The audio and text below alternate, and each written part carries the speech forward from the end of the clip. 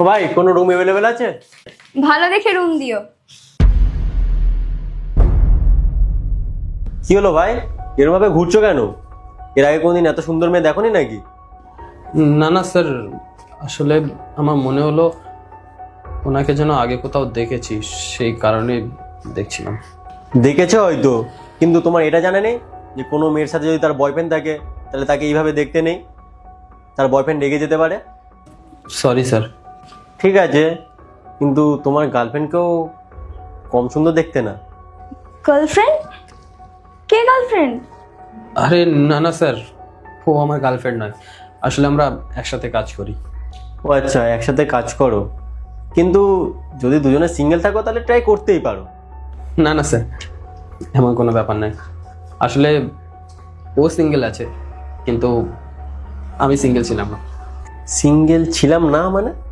মানে আমার একটা গার্লফ্রেন্ড ছিল, কিন্তু আজকে আমি তাকে অন্য কারোর সাথে দেখেছি। সে আমাকে চিট করছে। তারপর? তারপর আর কি, ব্রেকআপ করে নিতে হবে।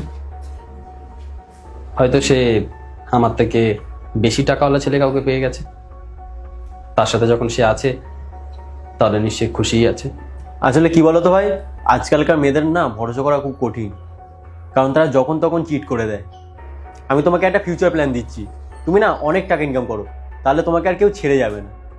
টাকা তো অনেক কামিয়েছি ভাই, কিন্তু শুধু তাকেই দেখাইনি। মানে? মানে আমি তাকে বলে রেখেছি যে আমি একটা হোটেলে রিসেপশনে কাজ করি, কিন্তু সে জানেই না যে হোটেলটাই আমার। মানে তুমিও টেস্ট নিচ্ছিলে? হ্যাঁ, নিচ্ছিলাম, আর তাতে সে পুরোপুরি ফেল করে গেছে। দেখো, ও যেটা করেছে না খুব খারাপ করেছে। আমি তো এটাই বলবো, তুমি দেখে নিও তোমার লাইফে এমন একটা মেয়ে আসবে, সে শুধু তোমাকে ভালোবাসবে নাকি তোমার টাকাকে। দেখা যাক। যাই হোক, তোমরা কতদিন রিলেশনশিপে আছো? আমরা আমরা বেশি দিন না, ওই 1 মাস মতো।